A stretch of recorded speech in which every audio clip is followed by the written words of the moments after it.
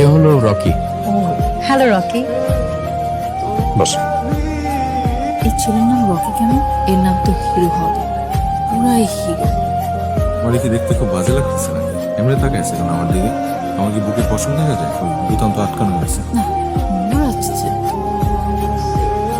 শোন, আমি চাই আমার বংশের সবচেয়ে শিক্ষিত মেয়ে তোকে বানাতে চাই। আর রকি, ওই আমাদের সাইডের যে ফরেন ইঞ্জিনিয়ার আছে না, সে কল দিছে। এতদিন পর আমার মেয়েটা আসছে, একটু জমায় আড্ডা দিব। Hello, how are you?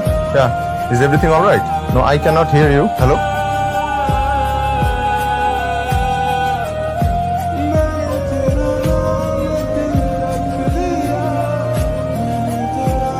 Khalil ভাই, জি আপু। রকিকে দেখে তো ওয়েল এডুকেটেড ফ্যামিলির ছেলেই মনে হয়। সেদিন দেখলাম খুব সুন্দর করে ইংলিশে কথা বলে। ওয়েল এডুকেটেড তো হবেই, কারণ ও তো ঢাকা ইউনিভার্সিটিতে পড়াশোনা করছে। আসলে তাহলে পলিটিক্স আসলো কিভাবে?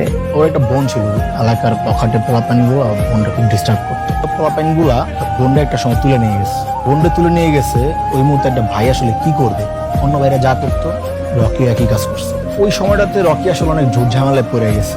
ওই ঝামেলা থেকে রকিরে তোমার আব্বা আর কি আমাদের জামশেদ ভাই বের করছে। তারপর থেকেই রকি তোমার বাবার প্রতি অন্ধবিশ্বাসে জড়াই গেছে। তোমাকে যে রকির ব্যাপারে জিজ্ঞেস করেছি এটা তুমি কাউকে বলবে না, আর রকিকে তো একদমই বলবে না।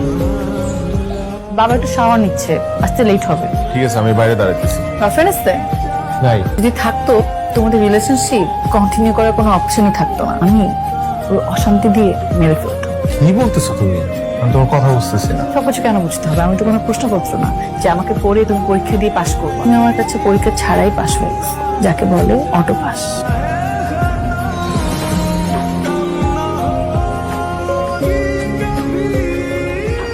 আরে কি করলো এটা?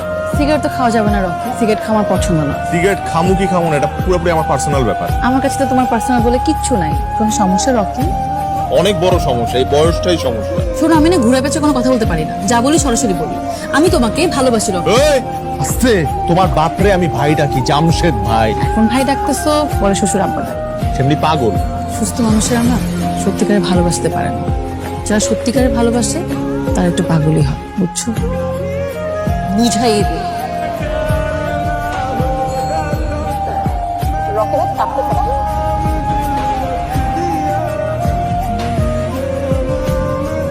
তুমি আর বাসায় আসো না কেন? আমার ইচ্ছা, আমি আসি না। তুমি আমাকে ইগনোর করছো না?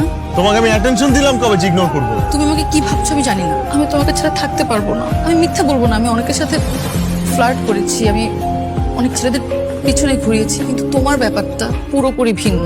তোমার বাবা আমার জীবন সেট করে দিছে। আজকে আমি যে পজিশনটা হোল্ড করি সেটা শুধুমাত্র তোমার বাবার জন্য। আমি যদি তার সাথে বেইমানি করি, এই জীবনে আর একটা মানুষকে বিশ্বাস করতে হবে। আমি যদি এখন চলে যাই, আমি কিন্তু জীবনেও আর তোমার পিছনে আসবো না। আমি তো এটাই চাই, তুমি আমার পেছনে আর কখনো না আসো। না আসলে তুমি সুখী হবা। অবশ্যই অনেক সুখী হব। ঠিক আছে, বানিয়ে দিলাম তোমাকে সুখী। Thank you. ইদানিং এরকম আউলো জল লাগে কেন তোরে? কাজের চাপ, এ কারণে হয়তো একটু আওলায় আছি। তোমার আর পিয়াসার ব্যাপারটা আমি তো জানি। সত্যিকারের ভালোবাসা জীবনে সবসময় আসে না, কিন্তু যখন আসে ওটাকে গ্রহণ করে নিতে হয়।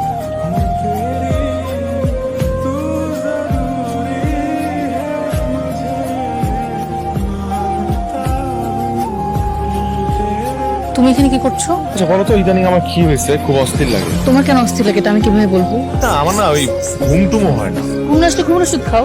দেখো পিয়াসা, আমি বুঝতে পারতেছি সেদিন তোমার কেমন লাগছিল। আমি তোমার কাছে আরেকটা সুযোগ চাই। যখন আমার জীবনে আসতে বলেছিলাম তখন আসো নাই কেন? তখন তো আমি বুঝি নাই যে আমিও তোমাকে ভালোবাসি। দেখো আমি পলিটিক্স করি, সারাক্ষণ পাবলিক ফাংশন অ্যাটেন্ড করি, আমি কখনো বুঝিই নাই ভালোবাসা। তুমি পিয়াসা কিন্তু আমার প্রথম ভালোবাসা।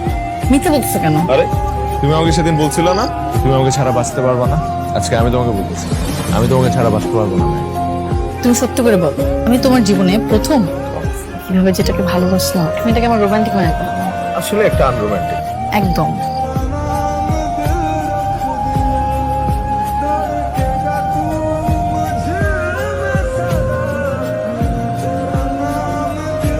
ভাই আমরা দুজনকে অনেক ভালোবাসি। দেখ পিয়াসা, আমি না এগুলোর মতো পোলাপাইনটা খুব ভালো করেছি। রকি তো ভালো ছিল, শিক্ষিত ছিল, ওদের পরিবার ভালো, প্রায় একে অপরের সাথে জমে গেছে। আমার দায়িত্ব হচ্ছে এক দুজনকে এক করে দেওয়া।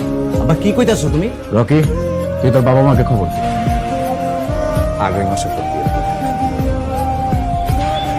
আমি তোমাকে কিছু বলতে চাই। বলো। ঢাকাতে আমার একজন বয়ফ্রেন্ড আছে। কি বলতেছো এগুলো? যোগ করতেছো নাকি আমার সাথে? ভাই আমি তোমার সাথে টাইম পাস করেছি।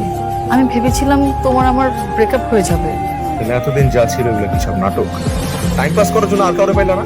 তোমার মতো ছেলের সাথে প্রেম করা যায়, বিয়ে করা যায় না। ইয়েস, আমি আবারও জিজ্ঞেস করতেছি, তুমি এগুলো সিরিয়াসলি বলতেছো না ফান করতেছো? আমি ফান করছি না।